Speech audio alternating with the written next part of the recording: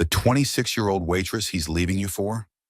She's actually an FBI agent who's been investigating him for stealing over $200 million from retirees and families. This is the true story of Claire Hartwell, whose fairy tale marriage to tech CEO Marcus Hartwell became a federal criminal case that would rock the business world.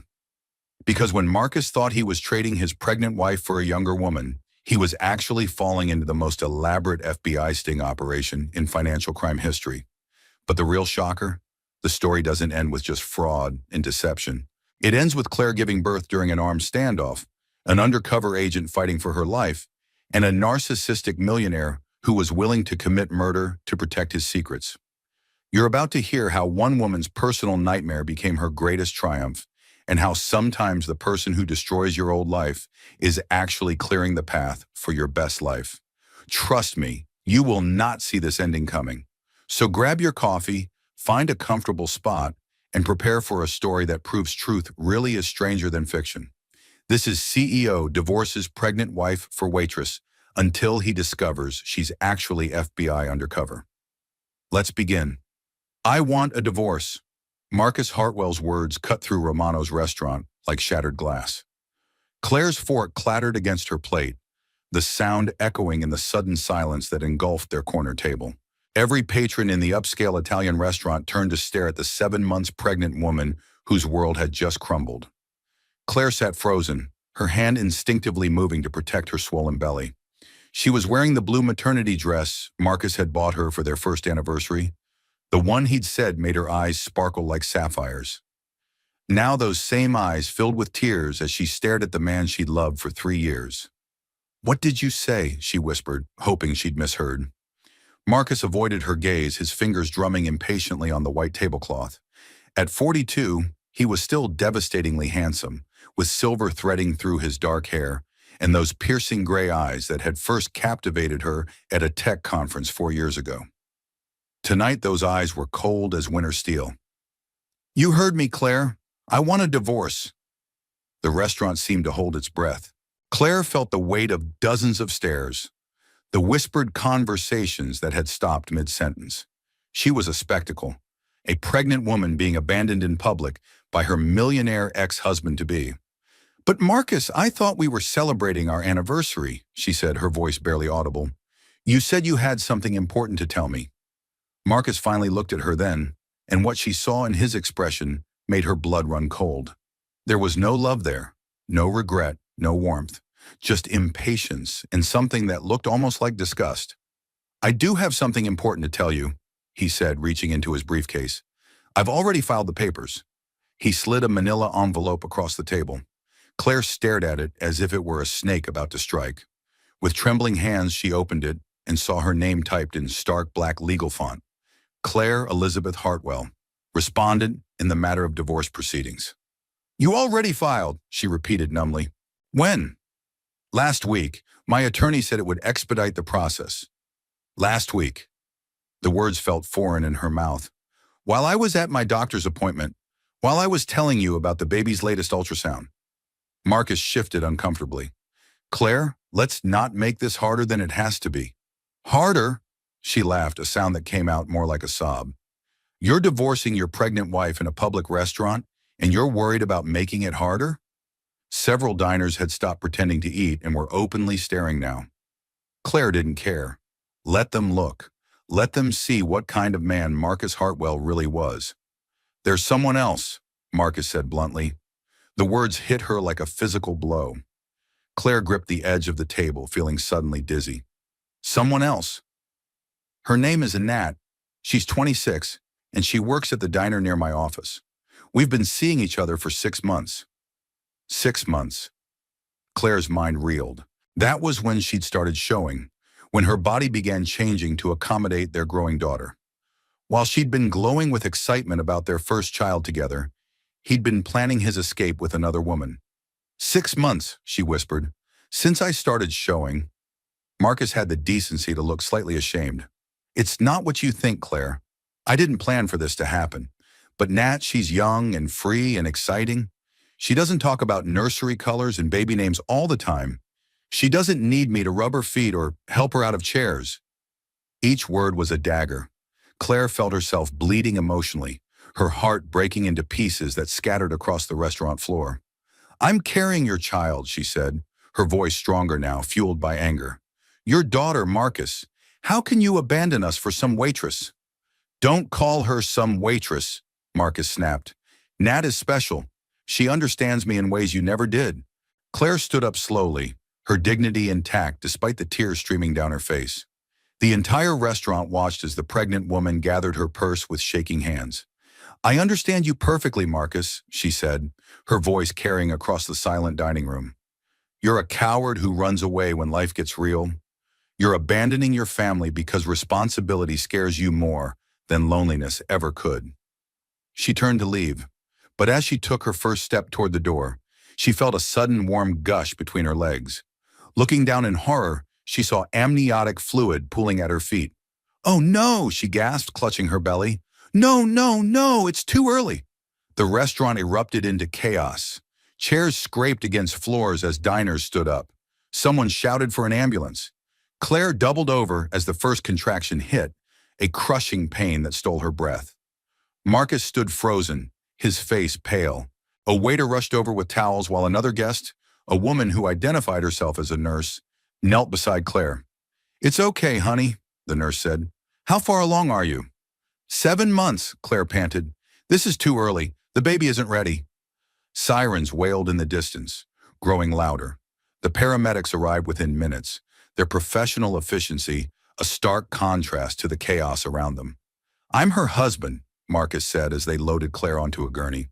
"No," Claire said firmly, looking directly at the lead paramedic. "He's not. He's just a friend." The paramedic looked between them, confusion clear in his eyes. "Actually," Marcus said, backing away, "I need to make some calls. Business emergency. I'll meet you at the hospital." But Claire knew he wouldn't come. As the ambulance doors closed, she saw Marcus walking toward his BMW, his phone already pressed to his ear. She was 7 months pregnant, in possible premature labor, and completely alone. The last thing she saw before the ambulance pulled away was the maître d' sweeping up the broken pieces of her water glass, erasing any evidence that her marriage had ended there on the floor of Romano's restaurant. The fluorescent lights in the emergency room buzzed overhead like angry wasps.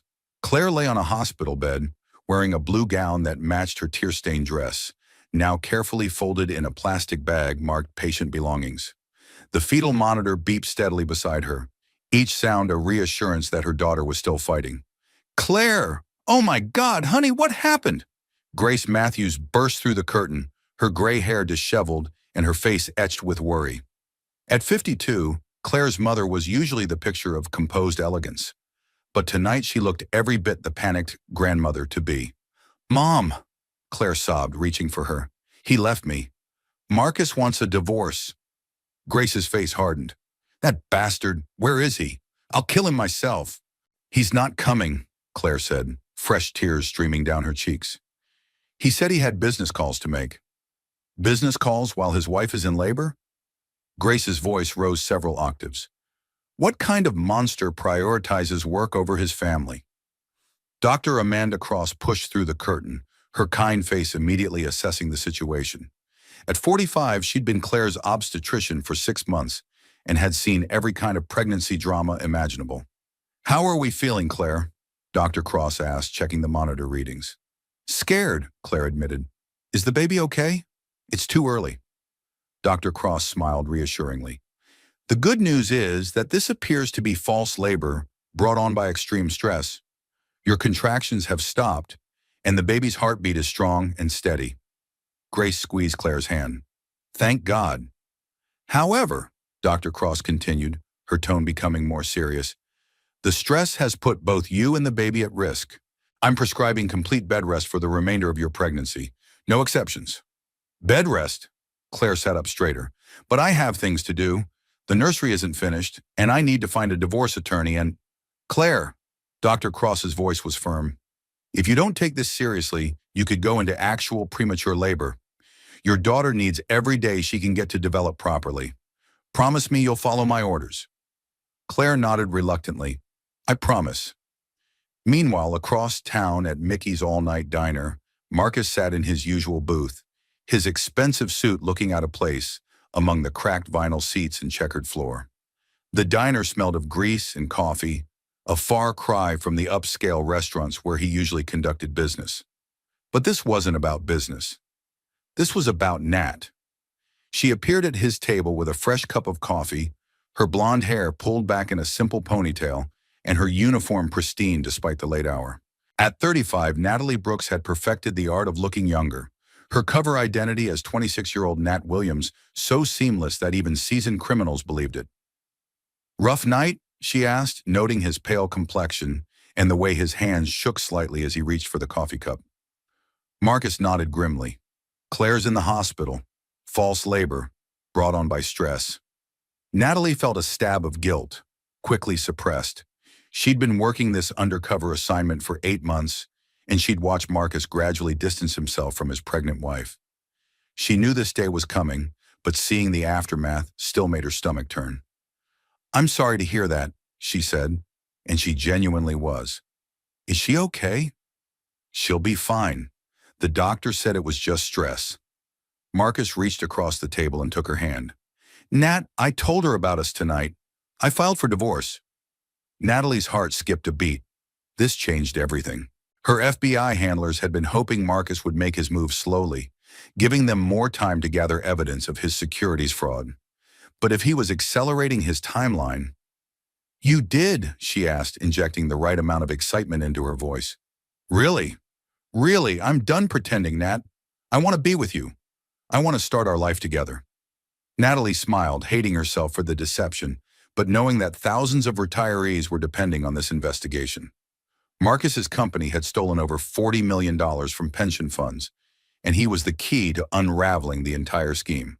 "I can't believe it," she said.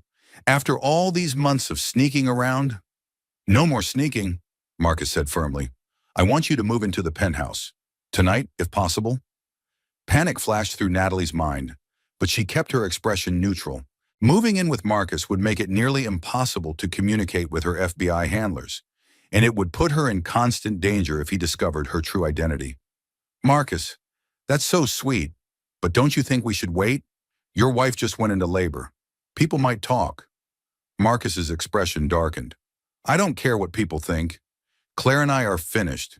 She's getting nothing in the divorce, and I want everyone to know that you're the only woman in my life now." The coldness in his voice sent chills down Natalie's spine. This was a man who could abandon his pregnant wife without a second thought. What would he do if he discovered she was an FBI agent? Across town, in a small apartment above a florist shop, Natalie's real life waited.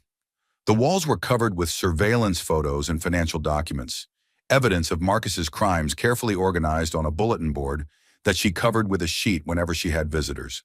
Her secure phone buzzed with a text from Detective Ray Sullivan, her FBI handler. "Status report, ASAP." Natalie glanced around the diner, making sure no one was watching, then quickly typed back, "He filed for divorce tonight. Wife in hospital. Wants me to move in immediately. Situation escalating." The response came within seconds. "Negative on moving in. Too dangerous. Need more evidence before we move. How much time do we have?" Natalie looked back at Marcus, who was staring out the window with the expression of a man planning his next move. She had a sinking feeling that time was running out faster than any of them had anticipated. "Unknown," she typed. "He's getting desperate. We'll maintain cover as long as possible." Back at the hospital, Claire was finally able to rest. The contractions had stopped completely, and the baby's movements had returned to normal. Grace had gone home to pack a bag and make arrangements to stay with Claire during her bed rest. But as Claire lay in the quiet darkness of the hospital room, she couldn't shake the feeling that her nightmare was just beginning. Marcus had looked at her tonight with such cold calculation, as if she were nothing more than an obstacle to be removed. For the first time in her marriage, Claire wondered if she truly knew her husband at all. Dr. Cross returned with discharge papers and a stern warning. "Remember, complete bed rest. No stress, no heavy lifting, no emotional upheavals if you can help it." "I'll do my best," Claire said, though she knew that divorcing Marcus would involve plenty of emotional upheaval. "Is there someone who can stay with you? You shouldn't be alone right now." "My mother is coming to stay with me." "Good. And Claire?" Dr. Cross paused at the door. Whatever is going on in your personal life, don't let it put your daughter at risk. She needs you to be strong. Claire nodded, her hand moving protectively to her belly. Her daughter would be born into a broken home, but she would be loved. Claire would make sure of that, even if it meant fighting Marcus for every penny of child support. As the nurse wheeled her out to Grace's waiting car, Claire made a silent promise to her unborn daughter. I won't let him hurt us anymore, baby girl. Mommy's going to fight for both of us. She had no idea that across town, an FBI agent posing as a waitress was fighting the same battle from the inside, gathering evidence that would eventually bring Marcus's world crashing down around him. But first, both women would have to survive what was coming next. The morning sun streamed through the floor-to-ceiling windows of Hartwell Technologies, casting long shadows across Marcus's corner office. Vincent Morrison sat across from his business partner's mahogany desk, his face a mask of controlled anger. You did what? Vincent asked, his voice dangerously quiet. Marcus didn't look up from his computer screen, where stock prices flickered in real time. I filed for divorce. It's not that complicated, Vincent. Your wife is 7 months pregnant, Marcus. 7 months pregnant, and you're divorcing her for some waitress? Her name is Nat, Marcus snapped, finally meeting Vincent's eyes. And she's not some waitress. She's the woman I love. Vincent Morrison had known Claire since their college days at Stanford, back when she was Claire Patterson, the brilliant marketing student who could sell ice to Eskimos and charm the pants off any client. He'd introduced her to Marcus at a tech conference 3 years ago, thinking they'd make a good match. Now he was beginning to think he'd made the worst mistake of his life. Claire gave up her career for you, Vincent said. She was on the fast track to partner at Henderson and Associates. Do you remember that? She had offers from 3 major firms, and she turned them all down because she believed in your partnership. That was her choice, Marcus said coldly. Her choice based on promises you made.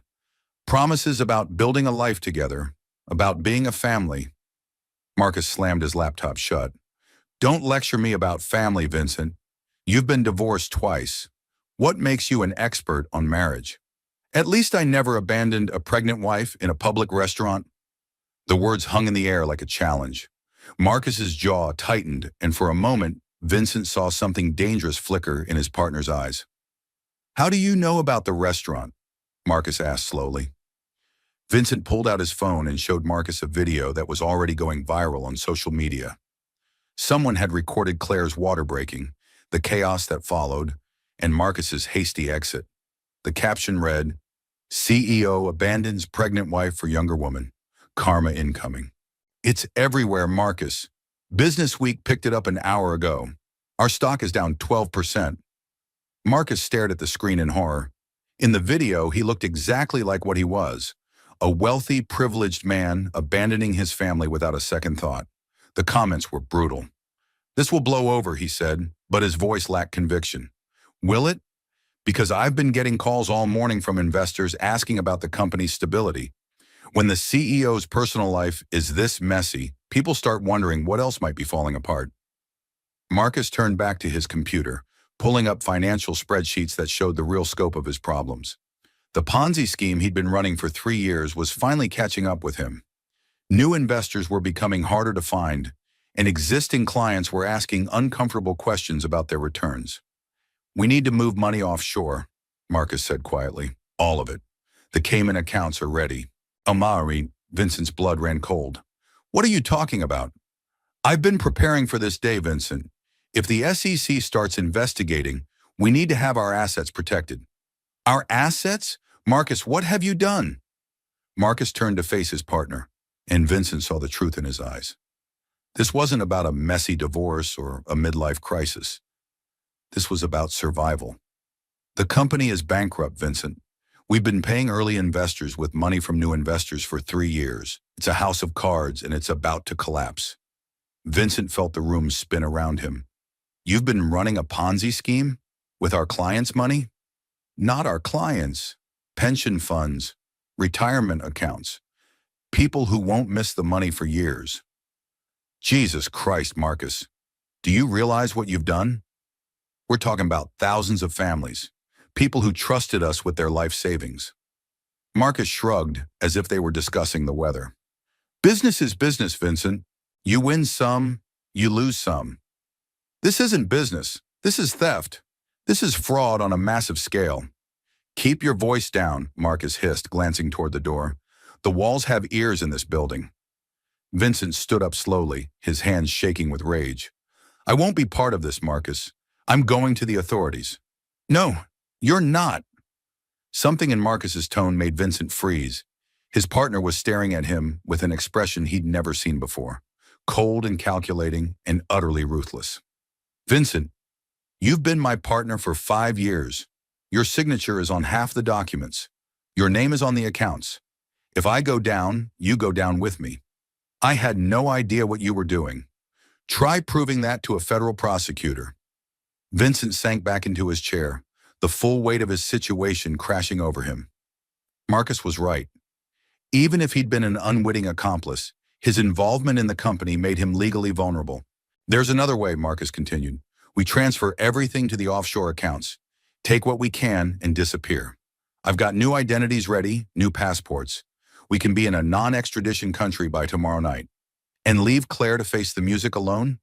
Leave her to deal with the FBI and the bankruptcy proceedings while she's pregnant? Claire will be fine. She's tougher than she looks. Vincent stared at his partner in amazement.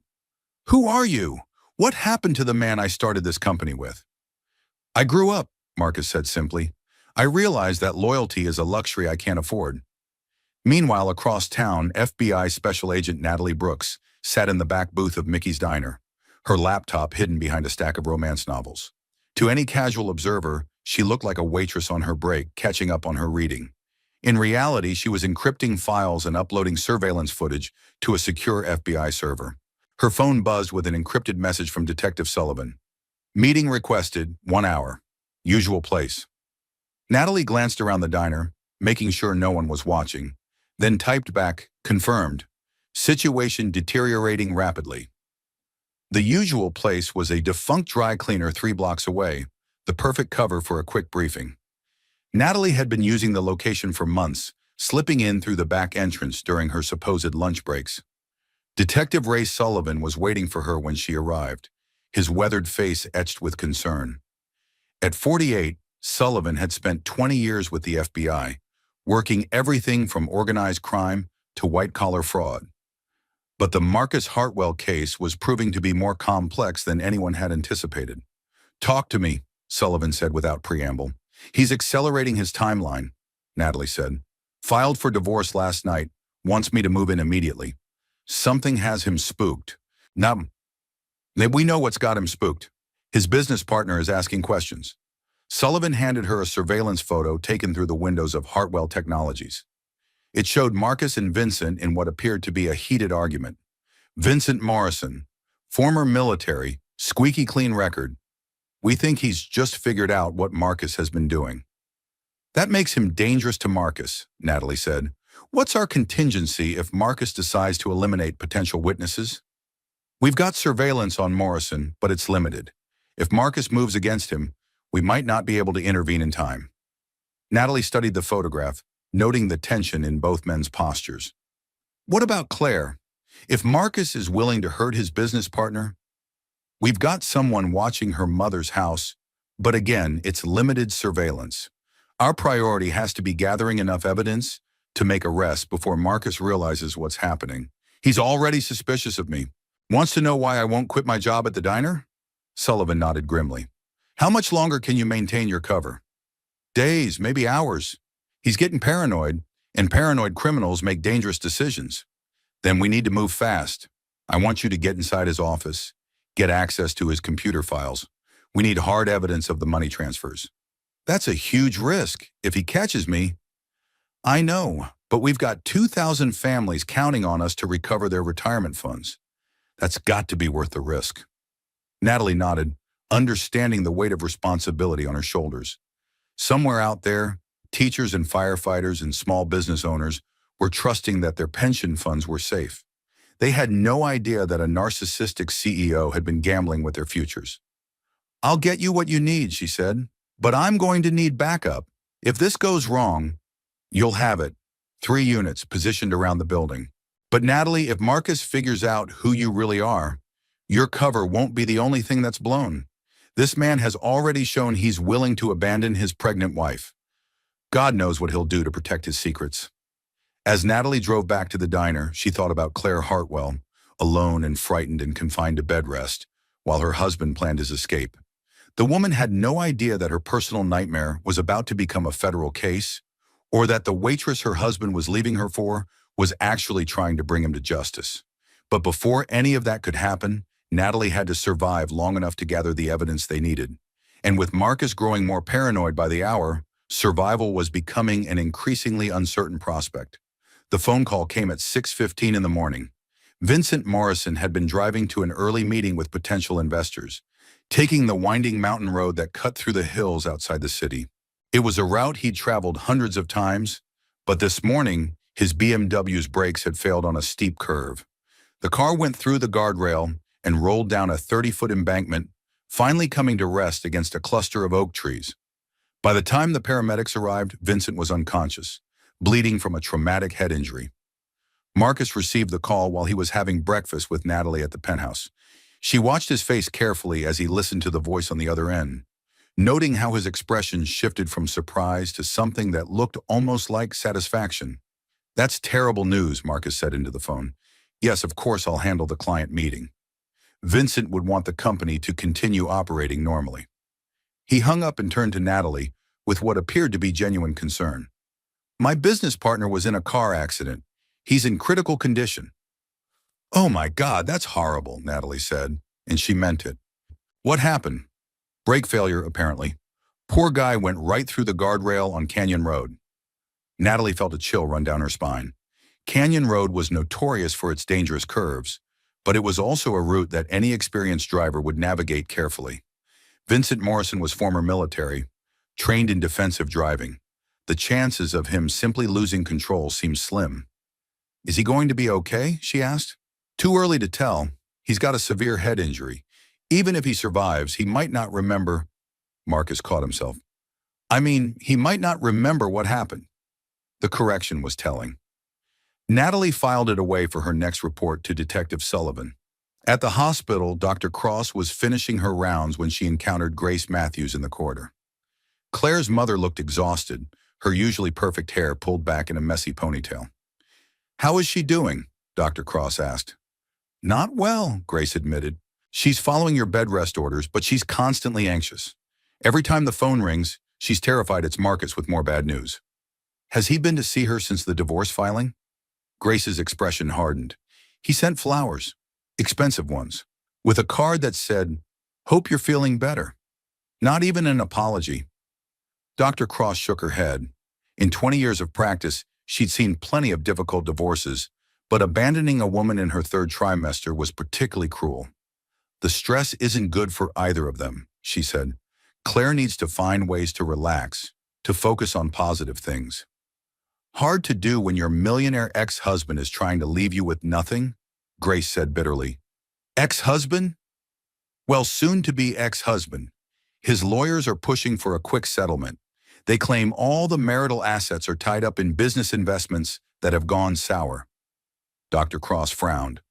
"That seems convenient timing. Dairy, doesn't it? Claire's attorney thinks he's been planning this for months, maybe longer. Moving money around, creating shell companies, making himself look broke on paper while hiding millions offshore." The conversation was interrupted by a commotion down the hall. Vincent Morrison was being wheeled in on a gurney, blood covering his face and his expensive suit torn and dirty. "What happened?" Dr. Cross asked one of the paramedics. "Car accident, brake failure on Canyon Road. He's got a severe head injury, possible brain trauma." Grace watched the medical team rush Vincent into surgery, a strange expression on her face. "Do you know him?" Dr. Cross asked. "That's Vincent Morrison, Marcus's business partner. He and his wife came to Claire's baby shower last month." Grace paused, her eyes narrowing. "Funny thing, though. Vincent mentioned that night that he'd just had his car serviced. Brakes, tires, the whole works. Said his mechanic told him everything was in perfect condition." Dr. Cross felt a chill. "Accidents happen, even with new brakes. Do they? Or do some accidents get a little help?"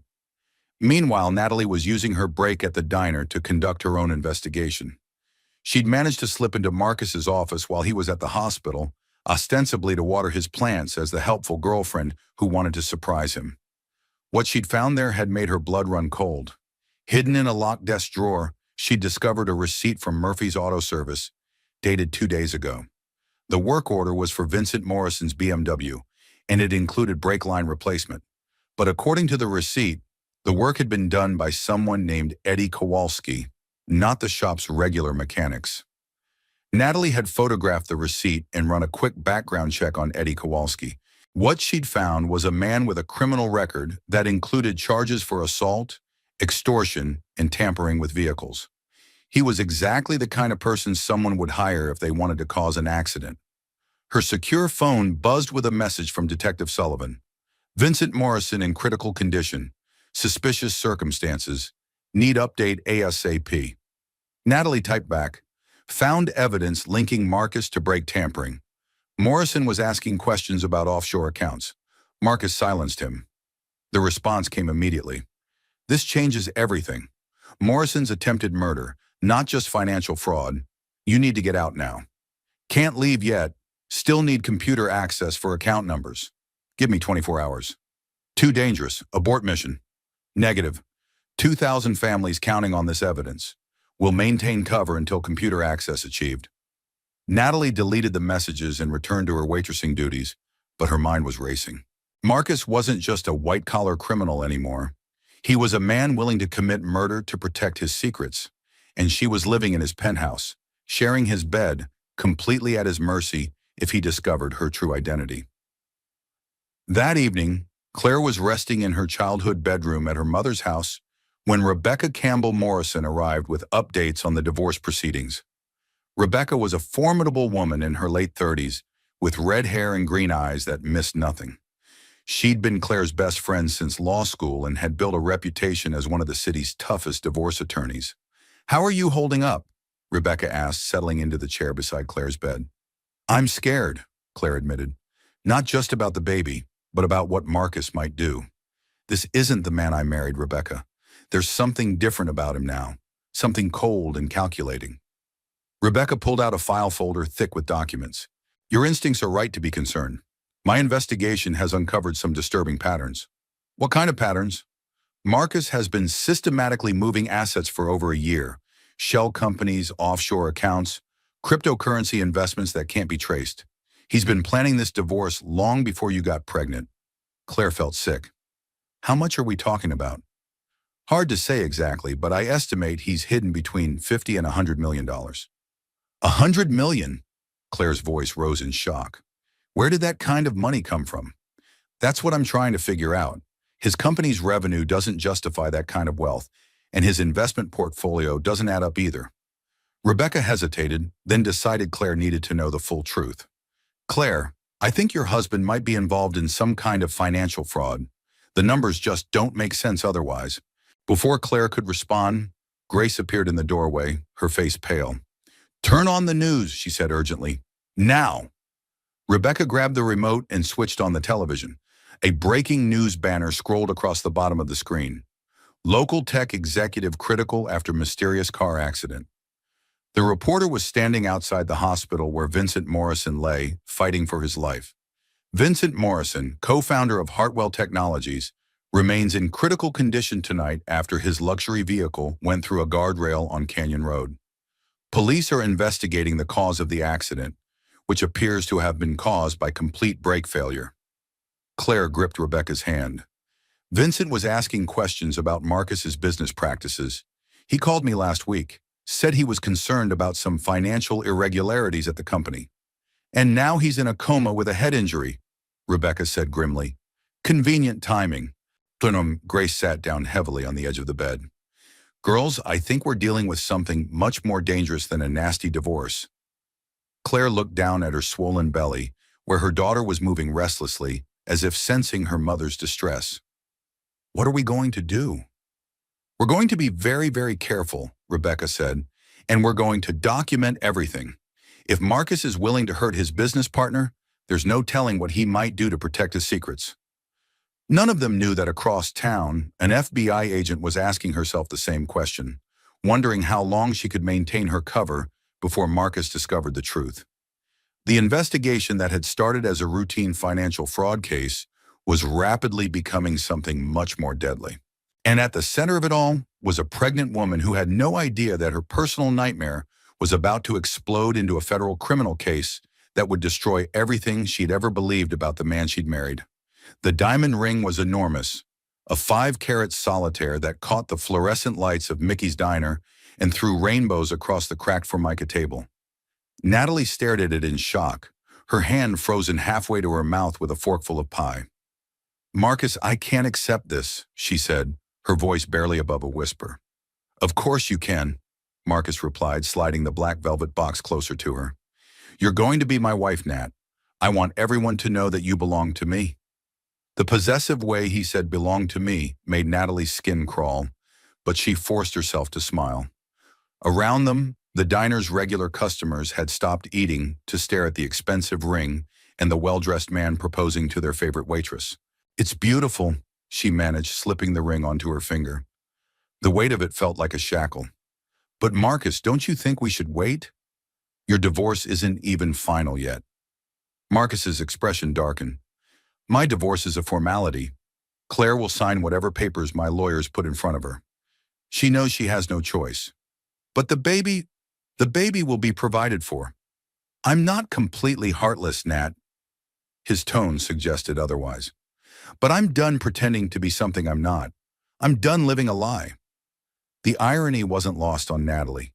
Here was a man talking about living authentically while she sat across from him wearing the biggest lie of her professional career. "I have something else to tell you," Marcus continued, leaning closer.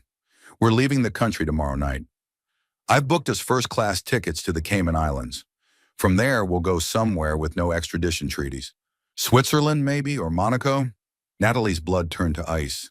"Leaving the country? Marcus, I can't just abandon my life here. What about my job?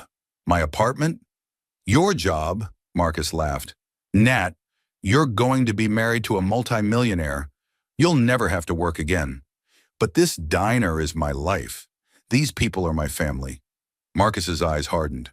"Your family is whoever I say it is. We leave tomorrow night, and that's final." Natalie excused herself to use the restroom, her mind racing. In the privacy of the bathroom stall, she pulled out her secure phone and sent an urgent message to Detective Sullivan. "He's running tomorrow night. Cayman Islands first stop. Need immediate backup." The response came within seconds. "Negative. Not enough evidence for arrest warrant. Need computer access to offshore accounts. He's suspicious. Won't let me out of his sight. Move to penthouse tonight. Too dangerous. Abort mission. Can't abort. Tomorrow is last chance. Going dark for final push."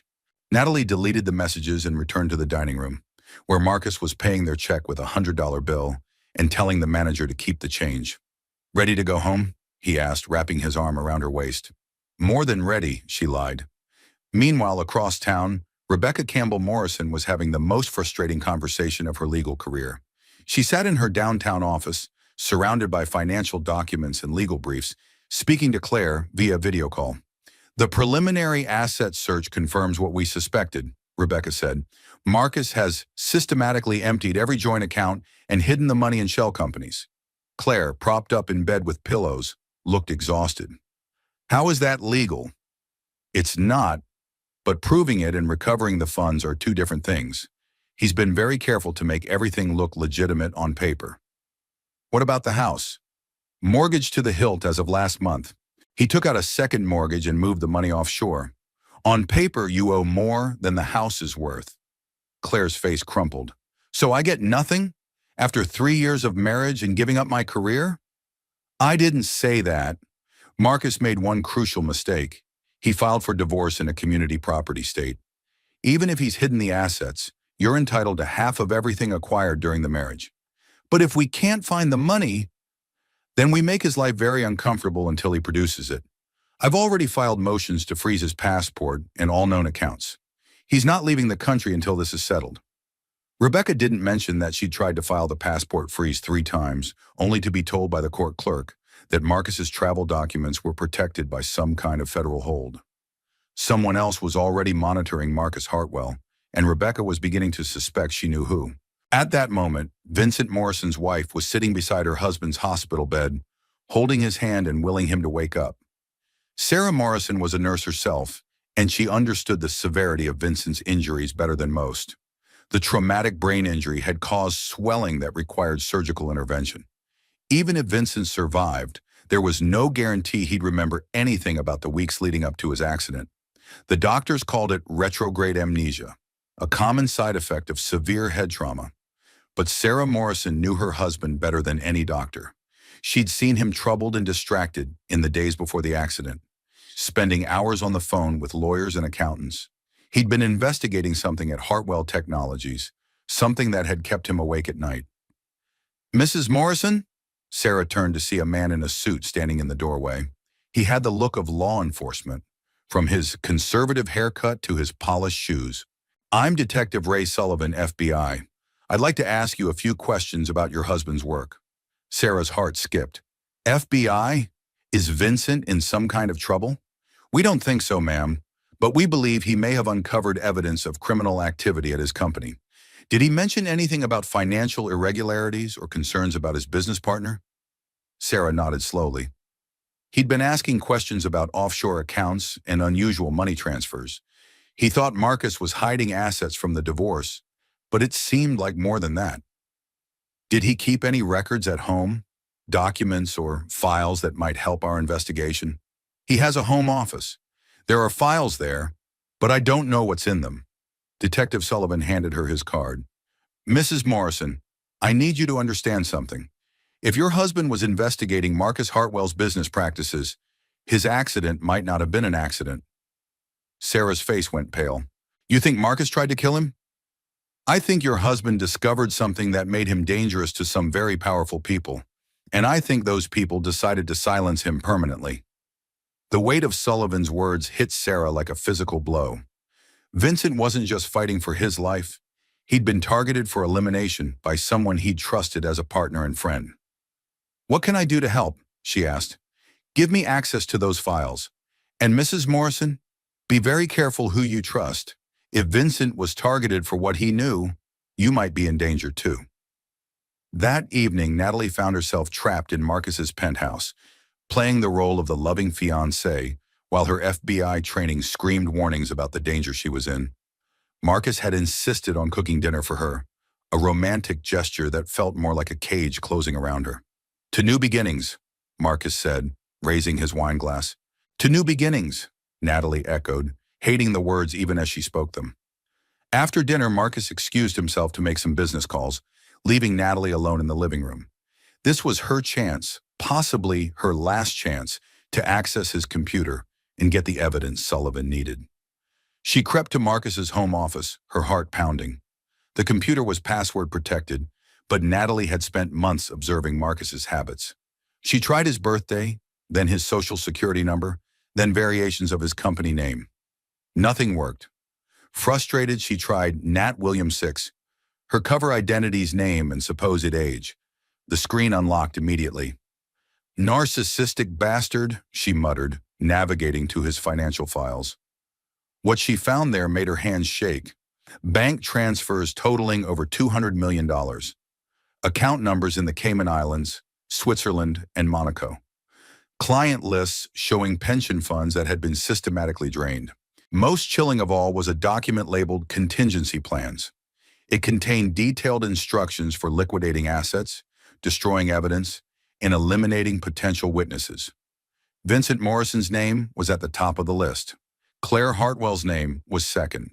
Natalie photographed everything she could, uploading the files to a secure FBI server while praying Marcus wouldn't return early. She was just closing the computer when she heard footsteps in the hallway. "Nat, what are you doing in there?" Natalie's blood turned to ice. She quickly moved to the bookshelf, pretending to examine his collection of business biographies. "Just admiring your library," she called out. "You have some interesting books." Marcus appeared in the doorway, his expression unreadable. "Find anything fascinating?" "The Art of War by Sun Tzu. Very appropriate for a businessman." "Indeed. Know your enemy better than yourself." Sonam, the way he looked at her when he said enemy made Natalie's skin crawl. Did he suspect something? Or was she just being paranoid? Ready for bed? Marcus asked, his arm snaking around her waist. Actually, I'm feeling a little nauseous. Must have been something I ate. Marcus's grip tightened slightly. That's unfortunate. You'll need to feel better by tomorrow. We have a long journey ahead of us. As they walked toward the bedroom, Natalie caught a glimpse of herself in the hallway mirror. The engagement ring glittered on her finger like a warning, and for the first time in 8 months of undercover work, she wondered if she was going to survive the night. Behind them, Marcus's computer screensaver activated, displaying a slideshow of photos from his relationship with Nat. But hidden in the computer's encrypted files were the financial records that would eventually bring down his entire criminal empire. If Natalie lived long enough to testify about what she'd found, the call came to Detective Sullivan at 11:47 p.m., jolting him from an uneasy sleep. The voice on the other end was tense, professional, but edged with fear. This is Agent Brooks. I have the files. He's planning to eliminate Claire tomorrow before we leave the country. You need to move now. Sullivan was instantly alert, grabbing a pen and notepad from his nightstand. What kind of timeline are we looking at? He told me we're leaving tomorrow night, but I found a document on his computer. Claire's name is on a hit list. Vincent Morrison was first. We both know how that turned out. Where are you now? His penthouse. He thinks I'm sick, but I don't think he believes it. Ray, I think he's starting to suspect something. The line went silent for a moment, and Sullivan could hear voices in the background. I have to go, Natalie whispered. He's coming back. Whatever you're going to do it fast. The line went dead. Sullivan was already reaching for his clothes when his phone buzzed again. This time it was a text message from an unknown number. This is Rebecca Campbell Morrison, Claire Hartwell's attorney. We need to talk. Urgent. Within an hour, Sullivan found himself in an all-night coffee shop downtown, sitting across from a red-haired woman who looked like she hadn't slept in days. You're FBI, Rebecca said without preamble. It wasn't a question. What makes you say that? Because someone filed a federal hold on Marcus Hartwell's passport, and it wasn't me. Because Vincent Morrison's accident has all the hallmarks of a professional hit.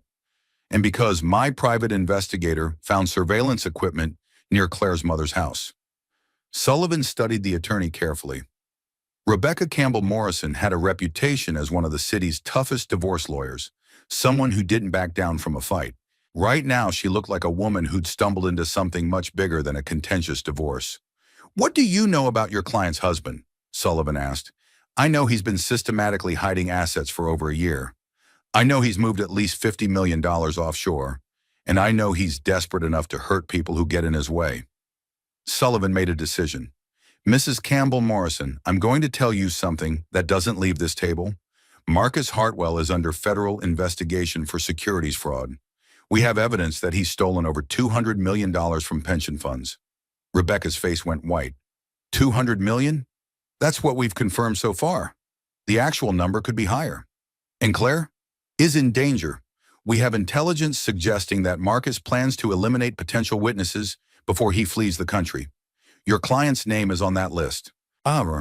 Rebecca gripped her coffee cup so tightly her knuckles turned white. What can we do? We need to get Claire to safety tonight. Do you think you can convince her to leave her mother's house without causing a panic? She's on bed rest. The doctor said bed rest to prevent premature labor, but she's at 32 weeks now. If the baby comes, it's viable. Her life is more important than her pregnancy complications. Rebecca nodded grimly. What about Marcus? When are you arresting him? As soon as we can do it safely. We have an undercover agent in position, but she's in extreme danger. If Marcus realizes who she is, the waitress, Rebecca said suddenly. Claire mentioned that Marcus left her for some young waitress. That's your agent, isn't it? Sullivan didn't answer directly, but his expression confirmed her suspicions. Jesus, how long has she been undercover? 8 months. Long enough to gather evidence of the fraud, but not long enough to prevent Marcus from escalating to violence. Meanwhile, across town, Claire was trying to sleep when she heard a car pull into her mother's driveway. Grace had gone to bed hours ago, and they weren't expecting anyone. Claire's heart began to race as she heard footsteps on the front porch. The doorbell rang once, then again. Claire grabbed her phone, ready to call 911, when she heard Rebecca's voice calling softly. "Claire, it's me. Open the door." Claire made her way slowly downstairs, her pregnancy making her movements awkward and labored. She opened the door to find Rebecca standing there with a man she didn't recognize. "Rebecca, what's wrong? It's almost 1 a.m. We need to talk. Can we come in?" Grace appeared at the top of the stairs wearing a bathrobe and looking concerned. "What's going on?" "Mom, it's okay. It's just Rebecca." They gathered in the living room, where Detective Sullivan introduced himself and explained the situation in terms that Claire could understand without revealing classified details. "Mrs. Hartwell, we have reason to believe that your husband is involved in criminal activity that goes far beyond hiding assets in your divorce. We think he may try to harm you to prevent you from testifying in a federal investigation." Claire felt the baby kick violently, as if responding to her mother's stress. "You think Marcus wants to hurt me?" "Ma'am, your husband's business partner is in a coma because he asked too many questions.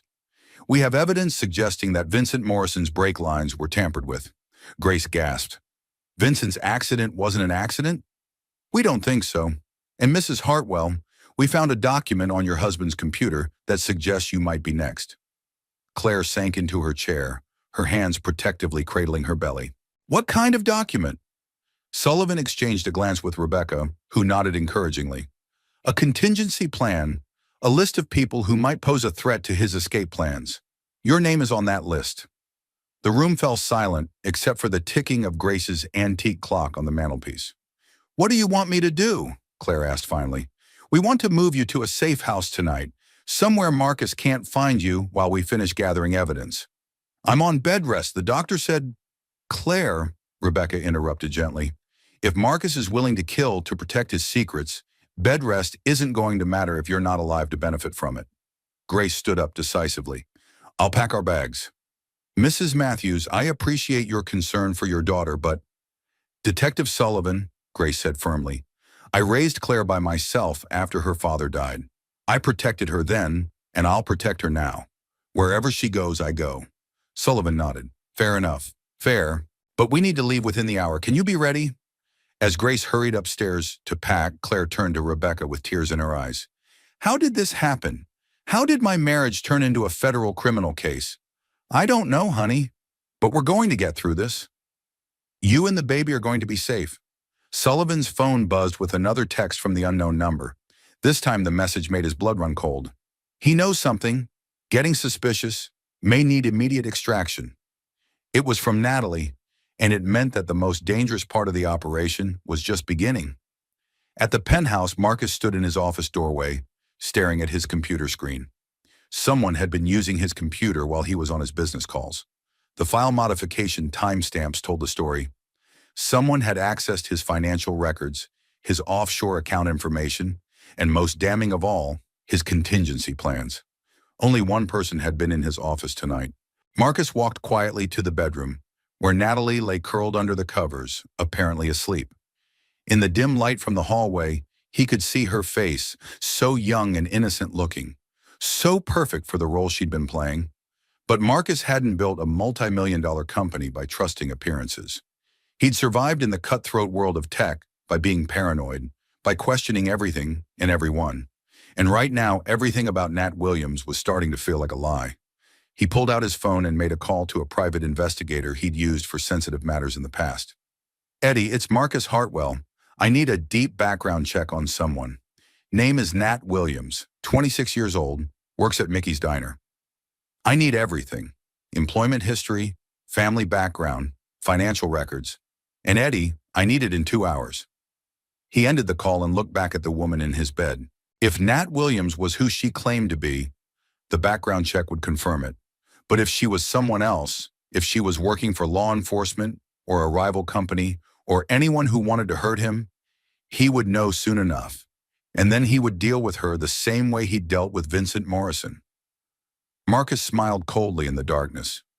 By tomorrow night, he and Nat would be on a plane to the Cayman Islands, and all his problems would be solved. Claire would be dead. Vincent would never wake up to tell his story, and anyone else who might threaten his new life would be eliminated. He had worked too hard and sacrificed too much to let anyone destroy his carefully constructed escape plan. Even if that someone was the woman he thought he loved.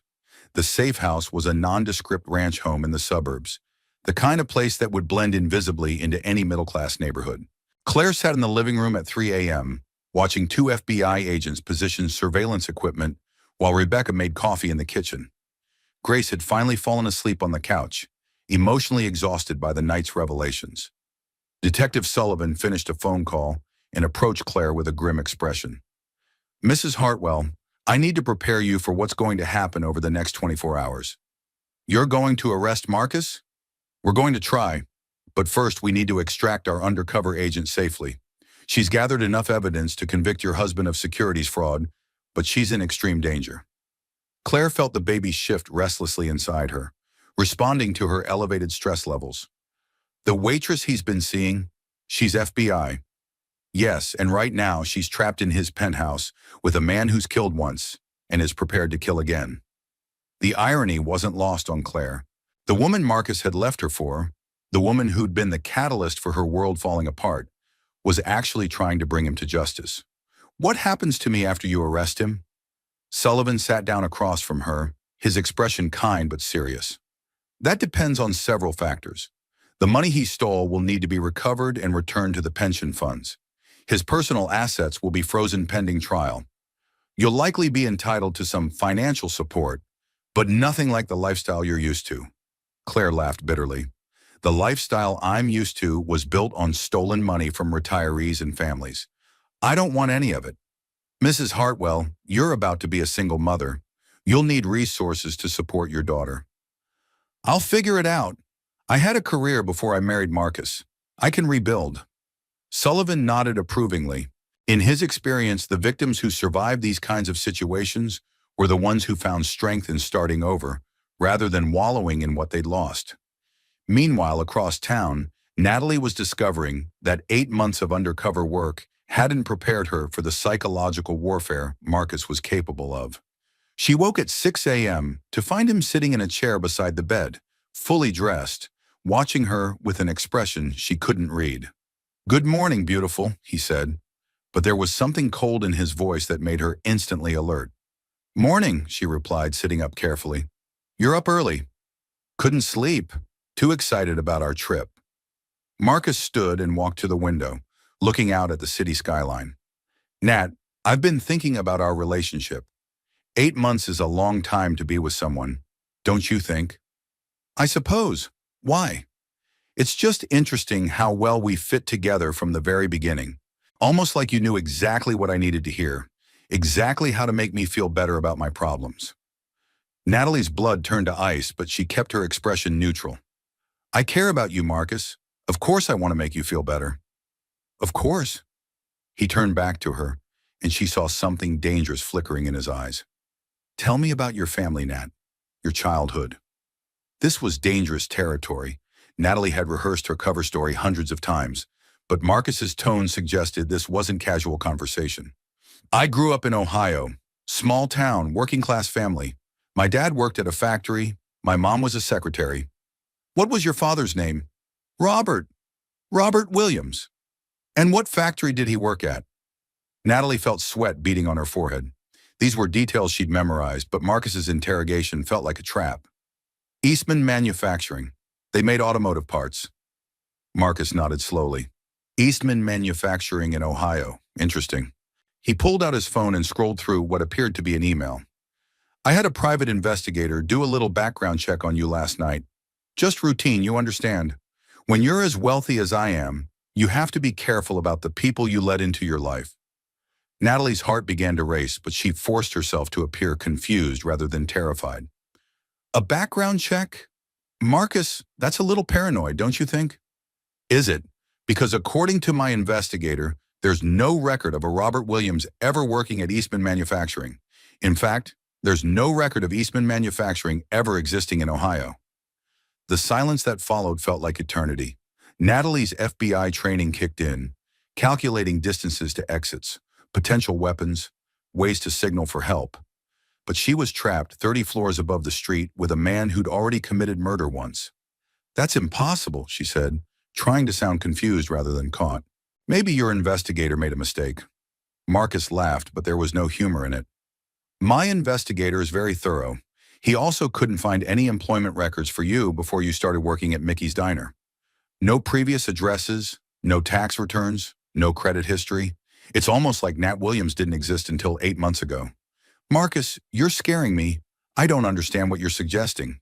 "What I'm suggesting," Marcus said, moving closer to the bed, "is that you're not who you pretend to be. What I'm suggesting is that you're working for someone who wants to hurt me." Natalie's training told her to maintain her cover as long as possible, but her instincts told her that Marcus was past the point of believing any story she might tell. "You're being paranoid," she tried one last time. "I love you, Marcus. Why would I lie to you?" "Because you're either a corporate spy, a federal agent, or working for one of my competitors. And honestly, I don't care which one it is anymore." Marcus reached into his jacket and pulled out a gun, pointing it directly at her chest. "The only question now is whether you're going to tell me the truth or whether I'm going to have to hurt you until you do." Natalie stared at the gun, her mind racing through possibilities. She could try to talk her way out of this, but Marcus was clearly past the point of believing anything she said. She could try to overpower him, but he was bigger and stronger, and he had the advantage of the weapon. Or she could drop her cover completely and hope that her FBI backup was close enough to save her life. "My name is Natalie Brooks," she said quietly. "I'm Special Agent Natalie Brooks, FBI. I've been investigating you for securities fraud for 8 months. Marcus's expression didn't change, as if he'd expected this confirmation. "There we go. The truth at last. Marcus, you need to know that this building is surrounded. There's no way out of this situation that doesn't end with you in federal prison." "Is that so?" "Well, Agent Brooks, I guess we'll find out." He gestured toward the door with the gun. "Get dressed. We're going to take a little trip." "Where?" "To see my wife. I think it's time Claire met the woman who's been pretending to love her husband." Natalie's blood ran cold. She'd gathered enough evidence to convict Marcus of fraud, but she hadn't been able to prevent him from targeting Claire. Now both women were going to pay the price for his desperation. As she pulled on her clothes, Natalie activated the panic button hidden in her jewelry. Somewhere across the city, Detective Sullivan would be getting an emergency signal, but would help arrive in time to prevent Marcus from completing his deadly mission. "Don't even think about running," Marcus said as they prepared to leave the penthouse. "I've got nothing left to lose now, Agent Brooks. That makes me extremely dangerous." Natalie believed him. Marcus Hartwell had crossed the line from white-collar criminal to potential killer, and she was about to find out just how far he was willing to go to protect his secrets. The elevator descended toward the parking garage, carrying them toward what could be the final confrontation in a case that had started as financial fraud and escalated into something much more deadly. In her secure communications device, Natalie's panic signal pulsed steadily, a silent scream for help that she could only hope would be answered in time. The panic signal reached Detective Sullivan at 6:43 a.m. He was already awake, coordinating the complex operation to arrest Marcus Hartwell while ensuring the safety of both his undercover agent and Claire Hartwell. The steady beeping from Natalie's emergency beacon sent ice through his veins. "She's blown," he announced to the tactical team assembled in the FBI command center. "Brooks has been made. We need immediate response." Agent Martinez, the team leader, studied the building schematics on his tablet. "Hartwell's penthouse is on the 30th floor. Single point of entry through the elevator or emergency stairs. If he's got her at gunpoint, we can't risk a frontal assault," Sullivan agreed. "Too many ways for this to go wrong." His phone buzzed with an encrypted message from Natalie's device. "Traveling to secondary location. Subject armed and extremely dangerous. Claire Hartwell, primary target." Sullivan's blood pressure spiked. "He's moving her, and he's going after Claire." "Sir, the safe house." "Change of plans. Get me a direct line to the safe house and mobilize SWAT teams for both locations. This bastard is not getting near Claire Hartwell." At the safe house, Claire was experiencing what she hoped were Braxton Hicks contractions when Sullivan's call came through. The FBI agents assigned to her protection answered on the first ring. "Agent Peterson, this is Sullivan, code red. The subject is mobile and headed your way. How's our witness?" Peterson looked across the room to where Claire was sitting with her mother, both women looking increasingly stressed as they sensed the tension in the room. She's having some contractions, but she says they're irregular. Could be false labor again. Let's hope so, because we may need to move her fast. Sir, she's at 32 weeks. Moving a woman in active labor is preferable to letting a killer get his hands on her. Keep me updated. Sullivan hung up and turned to his tactical coordinator. How long until we have units in position around the safe house? 20 minutes for full perimeter, 10 minutes for first responders. Marcus Hartwell drives a black BMW license plate. Sullivan consulted his notes. Charlie Echo Oscar 729. I want eyes on that vehicle the moment it gets within 5 miles of the safe house.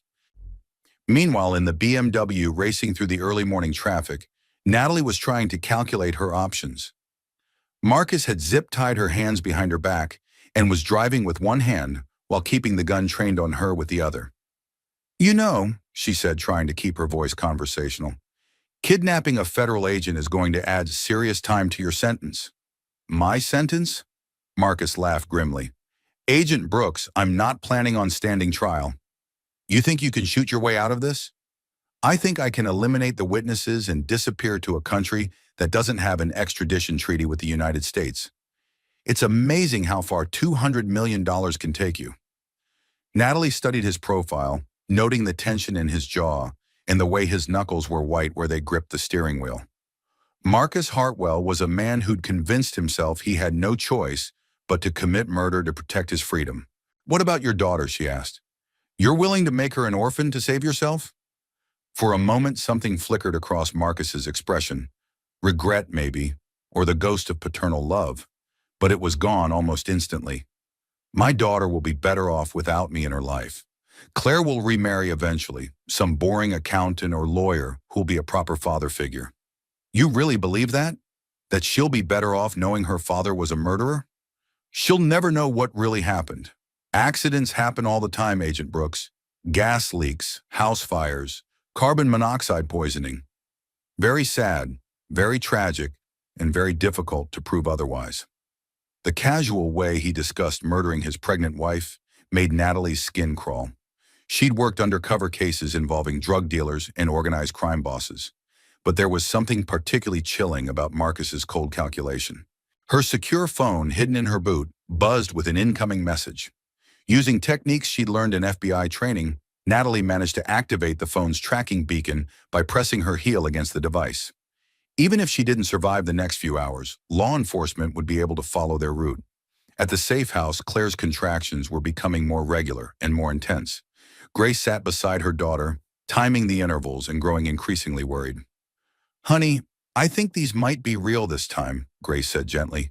They can't be real, Claire protested, even as another wave of pain gripped her abdomen.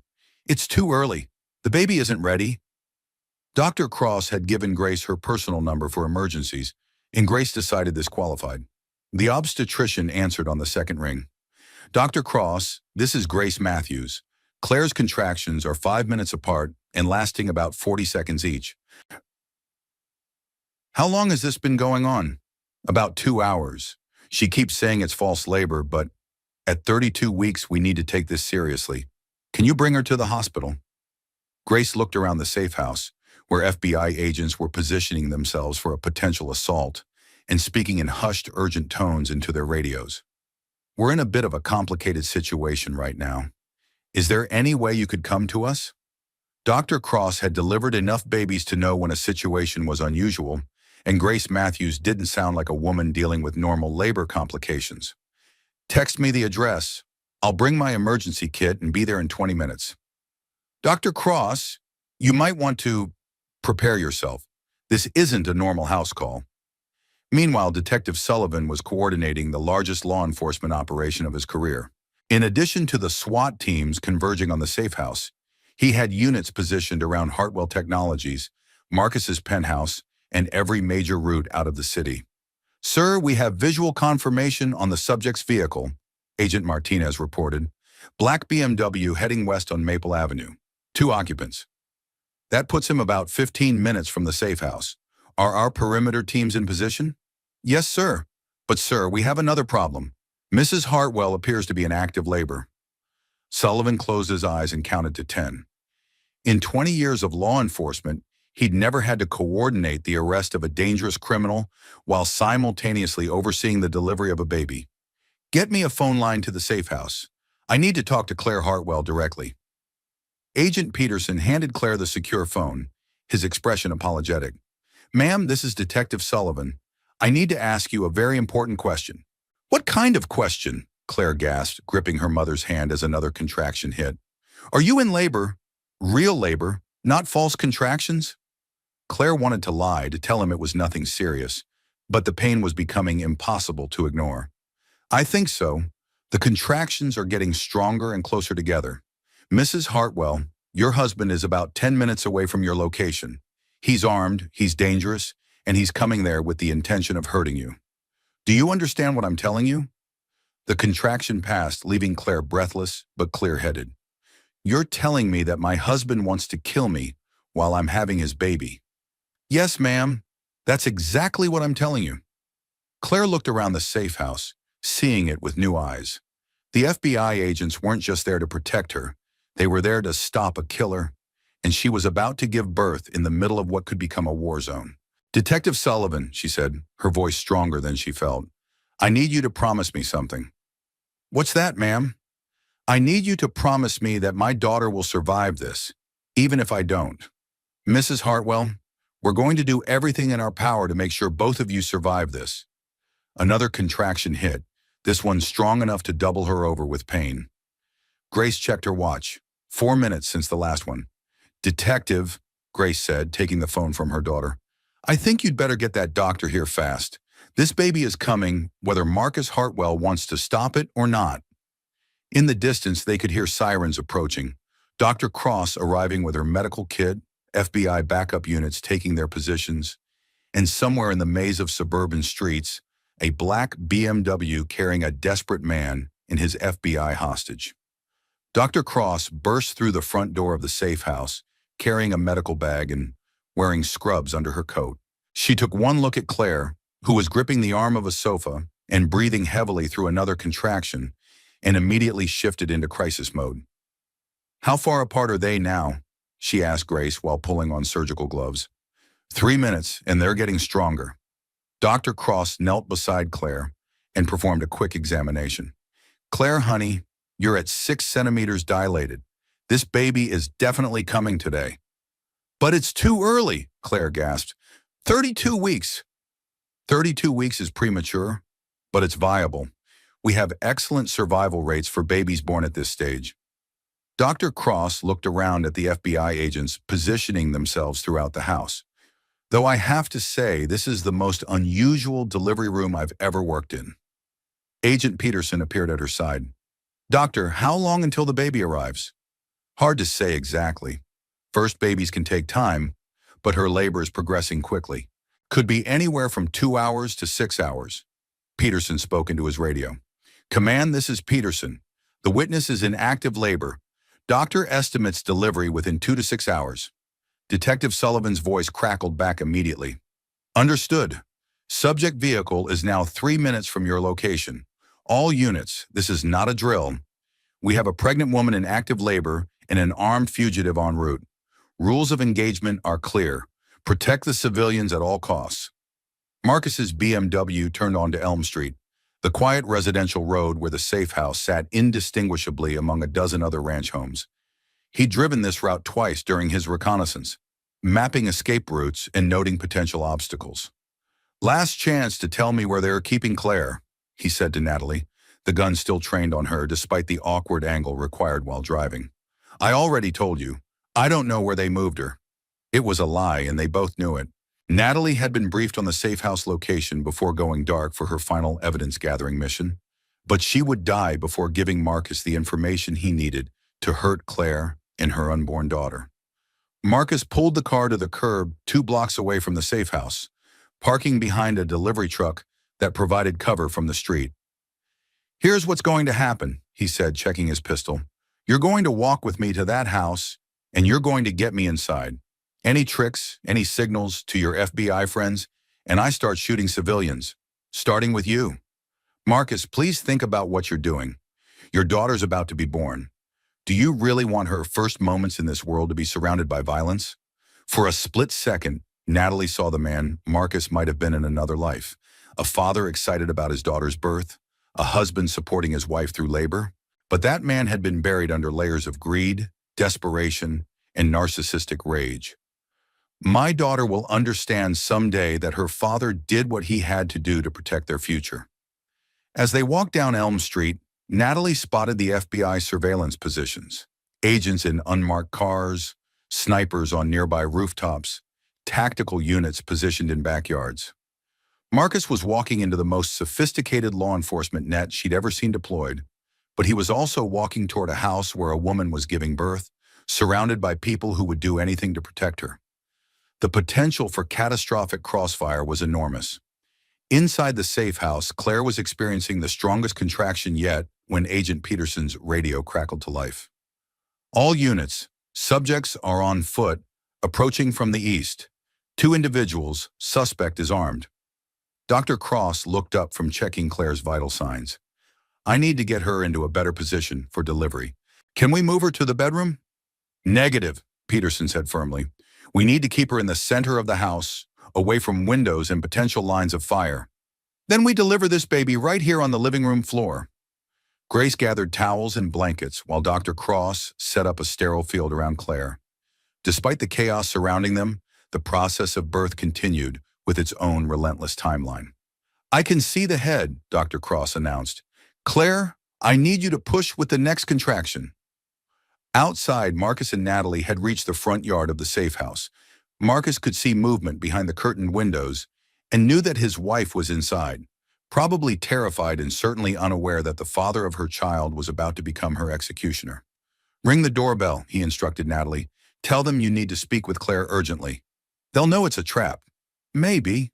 But they'll also know that if they don't let me in, I'll find another way. And that way might involve a lot more collateral damage. Natalie approached the front door, her mind racing through possibilities. She could shout a warning, but Marcus would start shooting immediately. She could refuse to cooperate, but again, the result would be gunfire with Claire and her baby caught in the crossfire. Or she could trust that her FBI colleagues had prepared for this exact scenario. She rang the doorbell. FBI, she called out clearly. Agent Brooks requesting immediate entry. Emergency situation. The door opened to reveal Agent Peterson, his weapon drawn but held low. Behind him, Natalie could hear the sounds of a woman in advanced labor. Claire's heavy breathing, Dr. Cross giving medical instructions, Grace offering words of encouragement.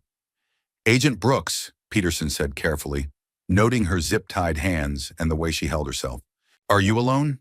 Before she could answer, Marcus stepped into view, his gun pressed against her temple. No, she's not, Marcus said. And unless you want to see a federal agent's brains splattered across your doorstep, you're going to let us both inside. Peterson spoke quietly into his radio while raising his hands to show he wasn't threatening. Command, we have a hostage situation at the front door. Agent Brooks is compromised, suspect is armed, and using her as a shield. Marcus pushed past Peterson into the living room, dragging Natalie with him. What he saw there stopped him cold. Claire was lying on a makeshift delivery bed, surrounded by towels and medical equipment. Dr. Cross knelt between her legs, coaching her through another contraction. Grace held Claire's hand, murmuring words of comfort and strength. It was a scene of new life entering the world, the most natural and beautiful process in human existence. And Marcus was about to destroy it. Hello, Claire, he said, his voice eerily calm. I came to meet our daughter. Claire turned toward his voice, her eyes widening in shock and terror. Marcus, what are you doing here? I'm here to tie up some loose ends before I leave the country. Unfortunately, you and the federal agent here have become complications that need to be resolved. Dr. Cross never stopped monitoring Claire's condition, but she spoke without looking up. Mr. Hartwell, your wife is in the final stages of labor. Your daughter is about to be born. Whatever issues you have with other people, surely they can wait until after. My daughter is being born into a world where her father is a wanted criminal and her mother is a federal witness, Marcus interrupted. That's not the future I planned for her. Another contraction gripped Claire, this one so intense that she cried out in pain.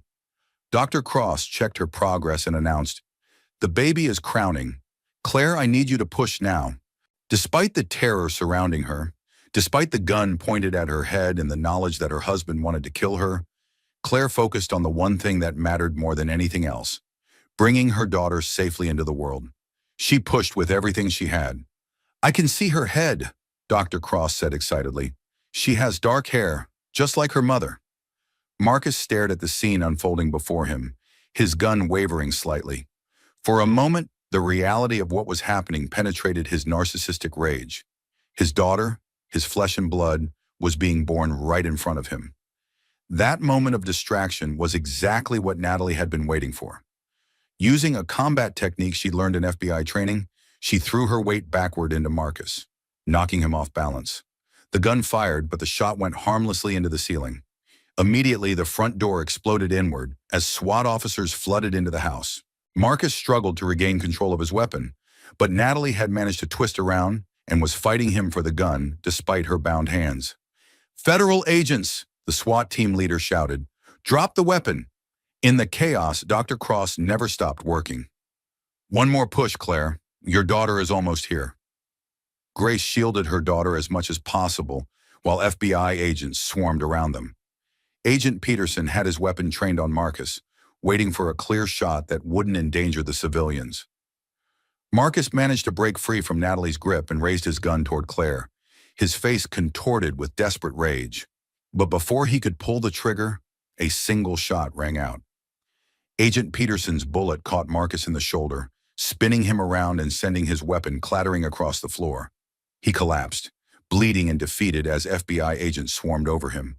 At that exact moment, Claire gave one final push, and her daughter slipped into the world with a lusty cry that filled the house.